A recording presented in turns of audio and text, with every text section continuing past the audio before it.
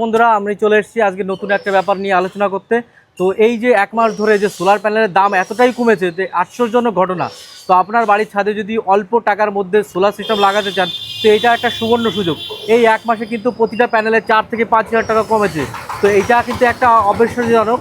তো যারা solar system লাগাতে চাইছেন তো আমাদের দেখুন আমাদের কত ধরনের সোলার সিস্টেম রয়েছে এই মুহূর্তে আমাদের সবথেকে লেটেস্ট টেকনোলজি রয়েছে। এটা হচ্ছে মনো পার্ক প্যানেল রয়েছে, 550 ওয়াটের মনো পার্ক প্যানেল রয়েছে।